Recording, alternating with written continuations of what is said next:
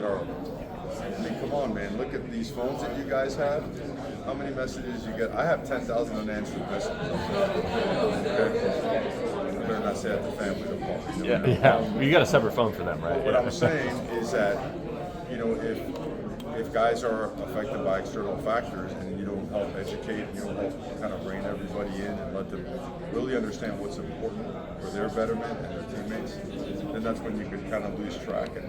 And it's, you got to run it and stay on it. You can't come off it. How do you help the coaches in your organization with all the things that, from calendar to dealing with money, with the players to this or that, to keep them in the college game in general? Communication, advance notice, very organized and detailed as it relates to every single day, every single week, and every single month of the year, right? Prior agreements prevent later misunderstandings. We are obsessed with making sure that we stay ahead of all those counts. Talking to Mark and Muhammad, it sounds like there wasn't a lot of convincing needed to get those guys to come back for another year. Is that kind of like with the mentality you talked about? It's like there's nowhere else they'd rather be than, you know, one more shot in Miami. Well, I think it speaks volumes of how they feel, what their big goals are. It speaks awesome for us because they want to come back. They wouldn't want to come back if the place wasn't doing right by them either. So it speaks to a lot of different things. It's a testament to a lot of great things, and we're blessed by that, you know. And they also know they have some great young men surrounding them as well, and the men and women of the program that surround them. So it's awesome. Despite all the success you had last year, and you tell them this is still a hungry team that they're either driven to win the ACC title or to get back to the CFP title game. Yeah, but we don't. You know what? I'll never brag about that, and I'll never get on my point and talk about how hungry and driven we are. I think that's a bunch of baloney. You know what I mean? Prove it. Prove it in your dailies. We're not going to hang up any signs in the hallways, any slogans that, you know. I mean, it's internally driven, and you know what? It's everybody, and it's everything you do, and it's every single damn day. That's what it is. And you know what that does? That lets you exactly see who really is worthy, who really is committed, and who is capable. It also lets you know who's not. You know what these guys want? These guys want to win. So they know it. That's the most important part. They know. Having had such success last year, what's that little last step you need to take in order to become either a CFP champion or an ACC champion? You know, I don't think there is a little step. It's a reboot. It's a restart. You start all over again. Just because we got there doesn't mean we automatically return. We don't pick up in that championship game when we start 26, you know. And I think we all fully understand that. It's starting all over. It's back to 1-0 processes. As a coach, how do you know you're learning or even taking the right lessons from your previous season? One more time. How do you know you're taking the right lessons from your previous season as a coach? Oh, I think self-assessment will always be at the forefront of the culmination of every season. How do you know if you're taking the right lessons? I mean, is there a way to see it before you play? I think betterment be year in and year out. At the end of the day, I know we're in a results-oriented business.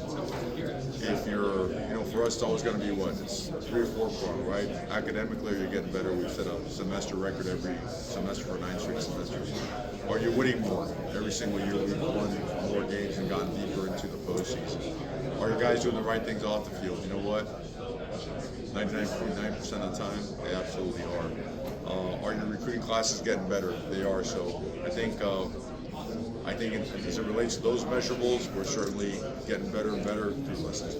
Thank you, Coach. The new 5-year eligibility that's coming.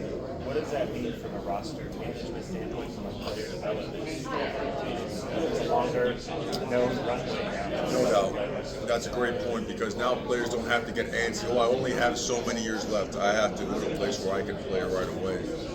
We don't believe in redshirting much, you know, only because you never know. You know, knock on wood, we hope nobody gets injured, but you just never know.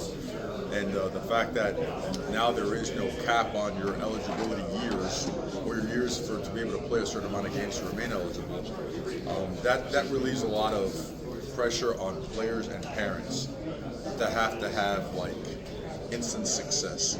I don't think it changes their course to try to have instant success, but if it's not quite there, don't hit the panic button and get off process. You know, you have a chance to, you know, deep into the season, guys, you don't have to hold guys back to preserve a red shirt, but they can be really helpful down the stretch on winning games, both on offense, defense, and defense. Do you think it could lessen transfers, or I think it could. And then for another respects, it could increase the amount of transfers. Guys that might want to take their last year somewhere. So it's hard to say. I think if we have 5-year cohorts in another 5-10 years, it'd be great to see what that looks like. Coaches like to plan ahead. There's constant change. How does that affect how you coach and how you put together a roster? Because it seems like the rules are moving all the time. Well, I mean, the rules don't change their philosophy, so it really hasn't affected what we put together and how we put it together. Your expenditures are different, right? Things like that are. Your processes have to change, but you're still looking for the best human beings that are the best players that are willing to do whatever it takes to win the team first. That doesn't change. Mario, in the spring, the Big Ten and the ACC were pretty vocal about potentially creating their own rules. You'd be in favor of the ACC doing something?